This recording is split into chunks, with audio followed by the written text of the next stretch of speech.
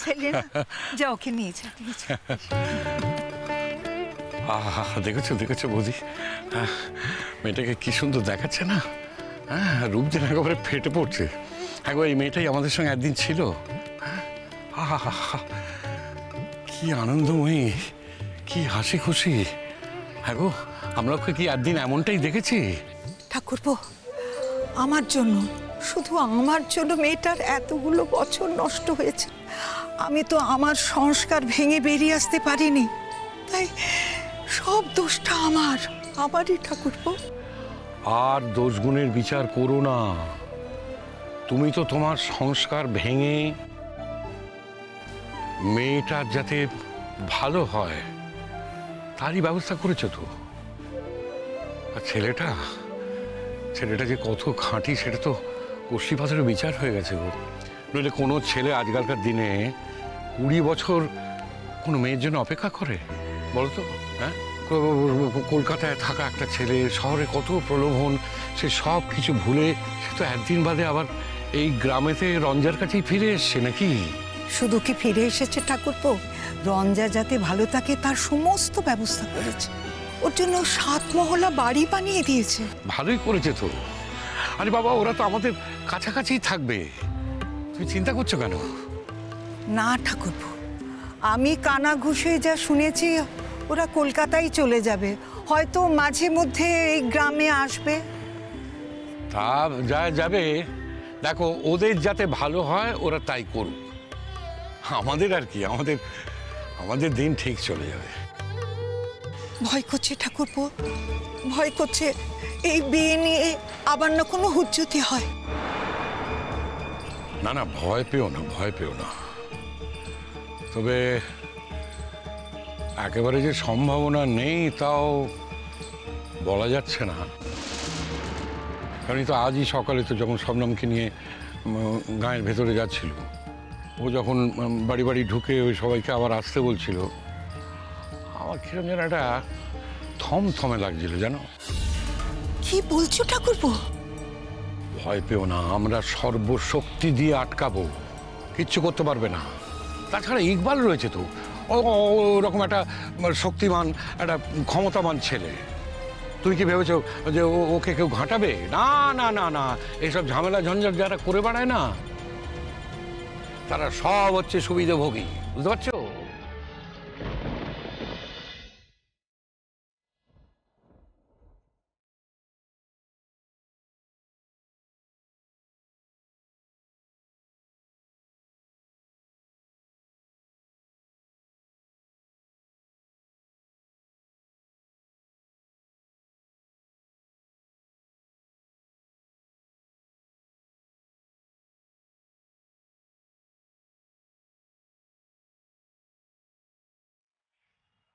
রঞ্জা আপা, তোমাকে কি সুন্দর দেখতে লাগছে গো। তোমার জন্য একবার ছিঁড়ি খুলে গেছে। ভাবি, তুমি যে কি বলো না, সত্যি। না গো, আমি সত্যি বলছি, তোমাকে খুব সুন্দর দেখতে লাগছে। তুমি তো আবার বরের ঘরের পিসি, কোণের ঘরের মাসি। না গো, আমি বরের ঘরেরই পিসি। শুধুমাত্র তোমার গায়ে হলুদ হচ্ছে বলে একবার ছুটতে এলাম দেখতে। আরে বাবা, ওখানে কত আয়োজন, কত কাজ, ও বেচারা একা একা কি করে পারবে বলো তো? গায়ের সবাই তো এখানে এসে ভিড় করেছে, মাত্র কয়েকজনকে নিয়ে আমাকে ওদিকটা সামলাতে হচ্ছে।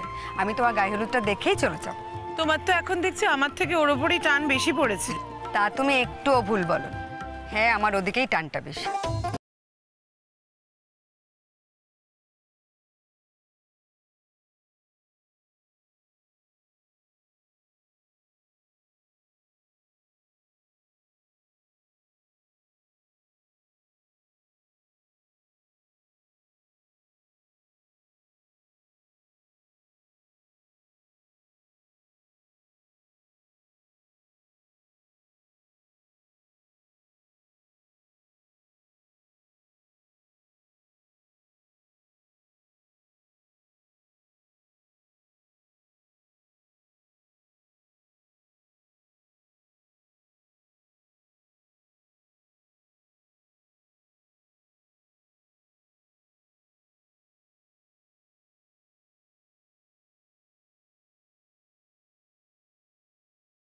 এই চলো সবাই গায়ে হলুদের ব্যবস্থাটা করে ফেলি। এই তো আমি এসে গেছি, চলো চলো এবার তুমি আমার সাথে চলো, তোমাকে আমি হলুদ মাখাবো। এই আমি তোর পিসি হই, গুরুজন জানিস, তুই আমায় হলুদ মাখাবি যে? শোনো, আজ না এসব গুরুজন টুরুজন আমি কিচ্ছু মানবো না। আরে বাবা, তোমার বিয়েতে মজা করব বলে, হলদি খেলবো বলে আমি রয়ে গেলাম। জানি রে স্বপ্ন, জানি অনেক অসুবিধে থাকা সত্ত্বেও তুই এখানে থেকে গেছিস। আমার আর কিসের অসুবিধা রঞ্জা পিসি, আমার পড়াশোনা আমি কলকাতায় গিয়ে ম্যানেজ করে নিতে পারবো। কিন্তু সত্যি যদি অসুবিধে বলো, জজদার অনেক অসুবিধা হয়ে গেল জানো তো। আসলে জজদার তো নতুন বিয়ে হয়েছে, বউকে এইভাবে বাড়িতে রেখে এলো। আমি বারণ করেছিলাম জানো তো, ভাবতে পারছো বাড়ি থেকে কতটা অশান্তির মুখোমুখি হতে হবে জজদাকে। তোর কি মনে হয় আমার গায়ে হলুদের জন্য যশ এখানে থেকে গেছে? তোর কাছাকাছি থাকবে বলেও এখানে থেকে গেছে। না রঞ্জা পিসি, এসব কথা ঘুণা করেও বলো না, বলো না। কথাটা মুখে নাই বা বললাম, কিন্তু কথাটা তো সত্যি। এটা সত্যি নয় রঞ্জা পিসি, ও বলেছে জানো তো যে ও তোমার বিয়েতে থাকতে চায়। ও বলেছে তো পৃথিবীর কোনো শক্তি তোমার বিয়েতে থাকা থেকে ওকে আটকাতে পারবে না। ও তোমার বিয়েতে আনন্দ করবে বলেই থেকেছে রঞ্জা পিসি।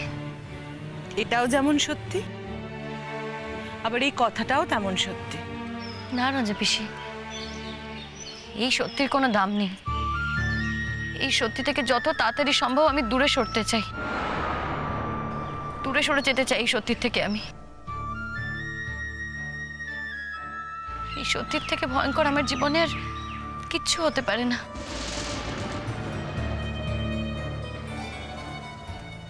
রঞ্জা পিসি, মেয়েরা সবাই হলদি খেলছে তাই দূর থেকে দাঁড়িয়ে দেখছিলাম, কিন্তু ভালো করে খেয়াল করে দেখলাম এখানে তো রীতিমতন আড্ডা হচ্ছে। আচ্ছা রঞ্জা পিসি, কি কথা হচ্ছিল গো তোমাদের মধ্যে? তুই তো ওই বাড়িতেই ছিলি সকাল থেকে। তাহলে আর কি করব বলো? তোমাদের এখানে তো হলদি খেলার ব্যাপার আছে, আর ইকবাল স্যারের বাড়িতে কত রকম আয়োজন আছে তুমি জানো? সেই দায়িত্বগুলো তো নেওয়ার মতন কেউ নেই, আমি আর শবনমের মা ছাড়া। তারপর শবনমের মা এখানে চলে এলো, আমি কয়েকটা কাজ বাকি ছিল সেগুলো করে দিয়ে চলে এলাম। কিন্তু দেখো তোমার হলদি খেলাও কিন্তু আমি অ্যাটেন্ড করছি, করিনি? আচ্ছা এইবার আমাকে বলো তো, তোমার আর ওর মধ্যে কি কথা হচ্ছিল? ওটা আমাদের কথা। ও আচ্ছা, তার মানে এই কথার মধ্যে আমার ঢোকার কোনো অধিকার নেই বলছো? কি আর কথা, ওই বলছিলাম কি যে তুই বাড়ি ফিরে গেলে হয়তো তোর বাড়িতে ঝামেলা হতে পারে। ওসব কথা বলে আর কোনো লাভ নেই রঞ্জা পিসি। দেখো আমি এখানে এসেছি কারণ সেটা আমার কর্তব্যের মধ্যে পড়ে, আমার প্রাণের টানের মধ্যে পড়ে, তাই আমি এসেছি। শুধু আমার বিয়েটা দিবি বলেই এসেছিস? হ্যাঁ, তাছাড়া আর কি। ও তাছাড়া আর কিছু নেই বলছিস? রঞ্জা পিসি, যা আছে তা আমার নিজের কাছেই আছে, আমার নিজের মধ্যেই আছে। পৃথিবীতে আর কোথাও তার কোনো দাম নেই।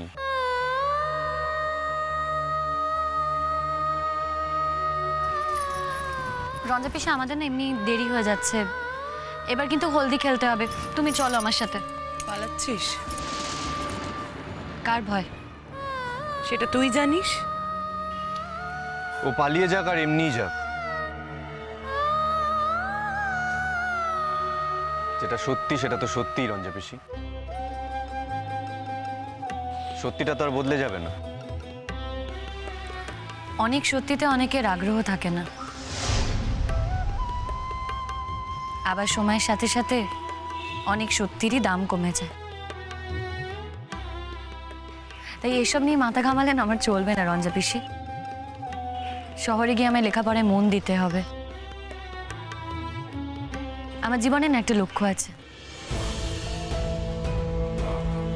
সেই লক্ষ্য সম্পর্কে টানাপোড়েন নয়, সেই লক্ষ্য একজন ভালো ডাক্তার হওয়া। আর সেটা আমার ভুলে গেলে চলবে না। যশ, ওর ওপর রাগ করিস না। ওর ওপর দিয়ে তো অনেক আঘাত গেছে বল। আর তাছাড়া এখন তো আর কিছু করারও নেই, তাই ভেবেও কোনো লাভ নেই। ডাক্তার হওয়ার লক্ষ্যে স্থির থাকাটাই ওর একমাত্র লক্ষ্য হওয়া উচিত না বল? আর তোরও তো রোহিণীর সঙ্গে বিয়ে হয়ে গেছে। তুই এখন সুখে শান্তিতে ঘর সংসার কর যশ। সব ওর জন্য রঞ্জা পিসি, সবটাই ওর জন্য। ওই আমাকে চালিত করেছে এইদিকে, আমার কাছ থেকে ও কথা আদায় করেছে, আমাকে আমাকে জোর করে এমন একটা জীবন উপহার দিয়েছে যে জীবনে এক বিন্দু অক্সিজেন নেই। ও আমাকে দম আটকে মেরে ফেলার ব্যবস্থা করেছে রঞ্জা পিসি। আমার এত বড় একটা ক্ষতি করে ও এখন নিজের লক্ষ্যে স্থির থাকার চেষ্টা করছে, নিজে বড় ডাক্তার হওয়ার কথা ভাবছে। তুমি বলো না, তুমি বলো যে এটাই কি বিচার? তোমার কি মনে হয়? রঞ্জা পিসি চলো চলো, তোমার আর কথা বলতে হবে না, আমাদের সঙ্গে হলুদ খেলবে।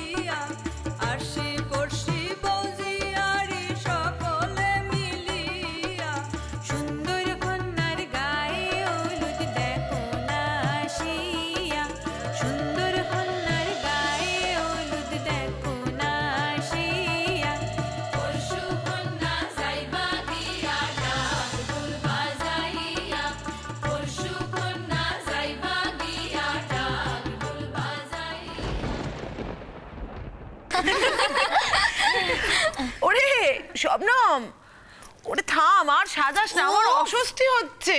আরে বাবা একদম চুপ করে বসো তো, একদম নড়াচড়া করো না। আজ সাজাবো না তো আর কবে সাজাবো? হ্যাঁ, আজকেই তো সাজবে তুমি, একদিনই তো সাজবে। ওরে বাবারে, এ বলে কথা। হ্যাঁ তাই বলে বুড়ো বয়সে তুই আমাকে পাগলের মতো সাজাবি? বলতো তুই, লোকে দেখলে কি বলবে? আরে এমনিতেই হাসছে, তার উপর আবার। কে হাসছে শুনি? হ্যাঁ কে হাসছে? আর লোকে কি করছে করছে না দাদি তোমার কি? তুমি তো আমাদেরকে সেই শিক্ষা দাওনি যে লোকে কি বলবে সেসব শুনে আমাদের চলতে হবে। দেখি দেখি লোকের হাসিকে অত পাত্তা তো তুমি দাও না, আর এখন যদি তুমি লোকের হাসিকে পাত্তা দাও তাহলে কিন্তু আমার কিছু বলার নেই। আরে বুঝিস না কেন? গ্রামগঞ্জের ব্যাপার, আরে এখানেই তো থাকতে হবে বল। এখানেই থাকতে হবে সেটা তোমাকে কে বললো? এমনও তো হতে পারে যে ইকবাল মামা তোমাকে সোজা কলকাতা নিয়ে চলে গেল। আমি যদি কলকাতায় থাকি তোকে অন্য কোথাও থাকতে দেব নাকি? তোকে আমার কাছেই রাখবো। হ্যাঁ রে শাবনম, তুই নাকি জজদের বাড়িতেই থাকিস? কেন রে, তোর কোনো আপত্তি আছে? হাতটা দাও।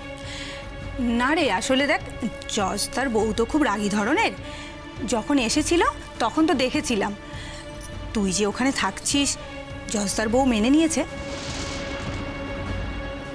দেখ, সেটা তো জজদার বউই ভালো বলতে পারবে। আমার তো মনে হয় মেনে নিয়েছে, কিন্তু মেনে নিয়েছে কি নেয়নি সেটা রোহিণীদিকে জিজ্ঞাসা করলে জানতে পারবে। তুই কিন্তু আমার উপর অকারণ রাগ করছিস রে। আমরা কিন্তু তোকে সেভাবে কথাটা বলিনি রে। তোকে আমরা কত ভালোবাসি বল, তোর সাথে যদি কেউ খারাপ ব্যবহার করে তাহলে তো আমাদেরই খারাপ লাগবে।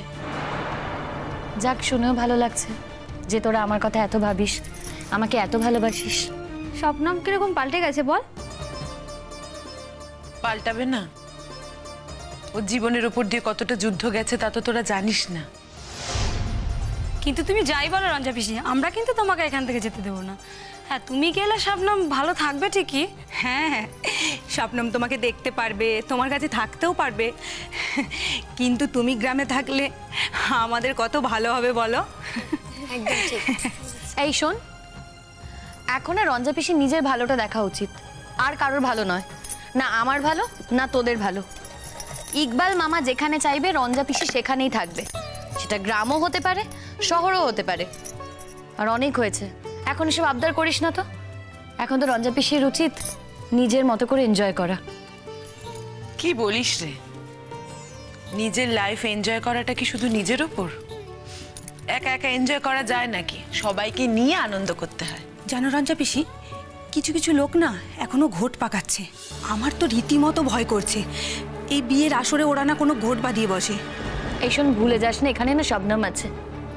রঞ্জা পিসি বাড়ি যখন মেনে নিয়েছে তখন আর আমি কারোর কথাই তোয়াক্কা করি না।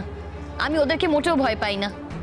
ওরা যদি সত্যি কোনো ঝামেলা পাকাতে আসে না, তখন এমন উচিত শিক্ষা দেব না, ওরা বুঝতে পারবে। শবনম, কেন আমাকে বকছো বলো তো রঞ্জা পিসি? বারবার ওরা ঝামেলা করবে, বারবার তুমি আর ইকবাল মামা আলাদা হয়ে যাবে। ইকবাল তো আছে, তুই এইসবের মধ্যে পড়িস না তো, একদম ঝুট ঝামেলা জড়াস না। দুদিনের জন্য বেড়াতে এসেছিস। তুমি ভয় পাচ্ছ তো আমাকে নিয়ে রঞ্জা পিসি? যদি ওরা আমার কোনো ক্ষতি করে দেয়, আর কত ক্ষতি করবে ওরা আমার। তুমি ভয় পেও না রঞ্জা পিসি, ক্ষতিরও তো একটা শেষ থাকে। আর দেখো, ওরা যদি কিছু অন্যায় করে আমি প্রতিবাদ করবই। প্রতিবাদ করার অধিকার সবার আছে। রঞ্জা পিসি, রঞ্জা পিসি আসবো? এই তো যশ এসেছে। কিন্তু ইকবাল মামার বাড়িতে গিয়েছিল, তার মানে কি ইকবাল মামা তৈরি হয়ে গেছে? তাড়াতাড়ি তৈরি হয়। এই আয় ভেতরে আয় যশ। আসবো ভেতরে? হ্যাঁ আয় না। আরে বাবা, এত ফর্মালিটি করছিস কেন? তুই আয় না, আসলে তুমি সাজগোজ করছিলে তো তার জন্য। তাতে কি হয়েছে? এই শোন না, তোরা একটু বাইরে জানা রে, গিয়ে দেখ না আয়োজন টায়োজন ঠিক হয়েছে কিনা। মার বয়স হয়ে গেছে, বুঝতেই তো পারছিস, একা একা পারে না, একটু জানা। ঠিক আছে রঞ্জা পিসি, তুমি চিন্তা করো না, আমরা ওদিকটা দেখে নিচ্ছি। আমি যা দেখতে পাচ্ছি এদিকে কিছুই ফাইনাল হয়নি এখনো। সামনে মার কত সময় লাগবে বলো তো? মেয়েদের সাজতে একটু সময় লাগে। ইকবাল মামা তৈরি? তৈরি বলে তো দেখতে এসছি যে রঞ্জা পিসি রেডি হয়েছে নাকি। হয়ে যাবে, আর 2 মিনিটেই তৈরি হয়ে যাবে। হ্যাঁ রে যশ, এই যে তুই বাইরে থেকে এলি, কিছু গন্ডগোল ঝগড়াঝাটি এসবের আভাস দেখতে পেলি? তুমি শুধু শুধু ভয় পাচ্ছ রঞ্জা পিসি। আরে ইকবাল স্যারের সাথে কেউ লাগতে আসবে না। ইকবাল স্যারের কাছে যা ক্ষমতা আছে, যা অর্থ আছে, কেউ লাগতে আসবে না ইকবাল স্যারের সাথে। স্পেশালি আজকের দিনে। আজকের দিনে তো কেউ ঘাটাবেই না ইকবাল স্যারকে। না রে যশ, ওদের বিশ্বাস নেই রে। রঞ্জা পিসি তুমি ভয় পেও না, ওরা কোনো সুবিধে করতে পারবে না। আমি থানা পুলিশ সব জায়গাতে অ্যালার্ট করে রেখেছি। এই না রঞ্জা পিসি।